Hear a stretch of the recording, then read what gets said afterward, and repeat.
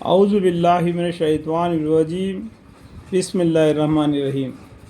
سورہ طلاق۔ سورہ طلاق قرآن میں اللہ تعالی نے نازل فرمایا، اور طلاق سے پہلے نکاح کے بارے میں سورہ نساء میں فرما دیا اللہ تعالی نکاح کیسا کرنا ہے، کیسا زندگی ہم آپس میں میاں بیوی دنیا میں زندگی بسر کرنا ہے، اللہ کے راہ میں کلمہ طیب لا الہ الا اللہ محمد رسول اللہ صلی اللہ علیہ وسلم پڑھ کے۔ نکاح کے بارے میں جو سورہ نساء میں فرمایا، اور بھی باریک مسئلے ہوتے ہیں، اللہ تعالیٰ ان کو بھی کھول کر کے بتا دیا، کیونکہ اللہ شرماتے نہیں، کیونکہ اگر نہیں بتاتے تو آپ لوگ گنہگار ہو جاتے،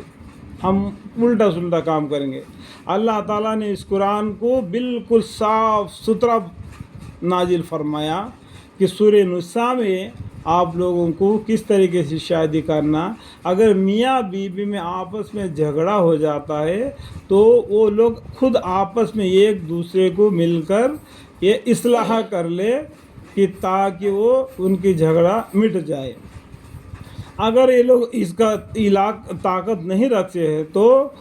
عورت کے طرف سے یا مرد کے طرف سے کوئی دو آدمی جو اصلاح کرنے والے ہیں جا کے ان کو سمجھائے اور قوم بھی سمجھائے۔ وہ جب پھر بھی نہیں ماننے پر بالکل ایک دوسرے سے چھٹکانا چاہتے ہیں تو اللہ تعالیٰ طلاق کے بارے میں فرمایا کہ طلاق کس طریقے سے دیا جاتا ہے۔ تو اس سے پہلے میں آپ کو بتلایا سورہ نساء کے بارے میں تھوڑا ایسا چند باتیں، کیونکہ نکاح ہوگا تبھی تو طلاق ہو جاتی ہے نا، نکاح کے بغیر طلاق نہیں ہوتی ہے نا۔ طلاق دو قسم کا ہوتا ہے، ایک تو رجیہ طلاق، دوسرا طلاق۔ رجیہ طلاق کا مطلب کیا ہے کہ طلاق دے دیا اور دوبارہ اس عورت کو اپنے نکاح میں لینا چاہا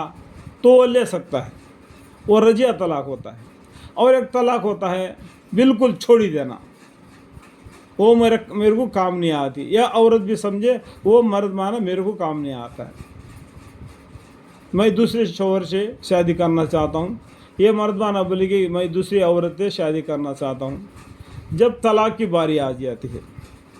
تو اللہ تعالیٰ نے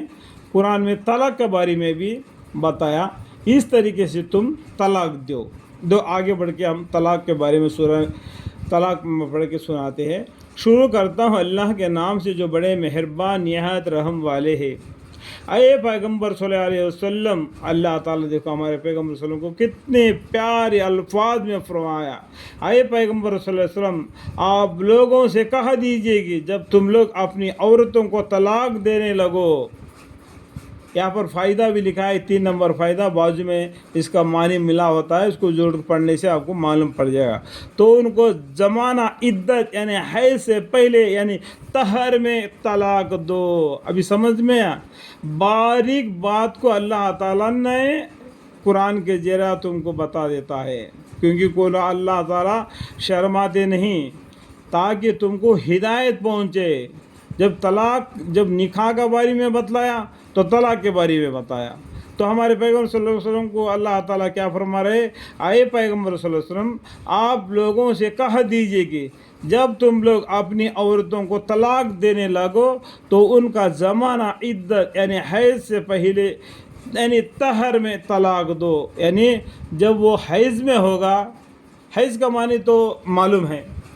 تو کھول کو بتانے کا ضرورت نہیں، ہر بڑے کو یا ہر عورت کو، وہ حیض کے درمیان میں اس کو طلاق نہیں دینا۔ جب حیض کا زمانہ وہ دن 7 دن 6 دن یا 10 دن جتنا عدت اس کا ہے وہ ختم ہونے کے بعد میں طہر کا معنی کیا ہے، سکا، یعنی جب وہ عورت بالکل حیض سے پاک ہوگی اس ٹائم پر اس کو طلاق دینا۔ اور تم کو عدت کو یاد رکھو، اس کا عدت یعنی حیض کا عدت مہینے میں 1 مرتبہ عورت کو حیض آتا ہے، اس حیض کو یاد رکھ لو، ارے جب تم طلاق دے دیو تو ان کو طہر میں طلاق دے دیا، اس کے بعد اس کا حیض کا یاد رکھو، اللہ تعالیٰ سے ڈرتے رہو جو تمہارا رب ہے، ان عورتوں کو ان کے رہنے کے گھروں سے مت نکالو۔ اللہ تعالیٰ بولتے ہیں اگر تم اس کو طلاق دینا چاہتے ہو تو پھر بھی ان عورتوں کو اپنے گھر سے باہر مت نکالو، اور یاد رکھو اللہ تعالیٰ سے ڈرتے رہو جو تمہارا رب ہے، ان عورتوں کو ان کے رہنے گھروں میں سے مت نکالو، کیونکہ اس کی مطلب کیونکہ ان کے مطلب کا مثال منقوہ کے واجب ہے۔ دیکھو کیا بولتے ہیں اللہ تعالیٰ، گھروں سے مت نکالو کیونکہ سکنی مطلق کا مثل منقوہ کے واجب ہے، یہ اس کا شوہر ہے، اس کے اوپر واجب ہے اس عورت کو گھر سے باہر نہیں نکال دینا۔ اگر جب وہ خود ہی نکل بھاگ جائے تو اس کا کوئی گناہ نہیں، کہ واجب ہے،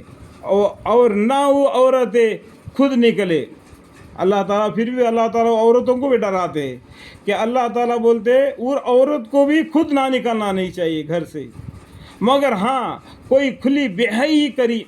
تو اور بات ہے، یعنی کھلا جو گندے کام کرتے ہیں تو اور بات ہے۔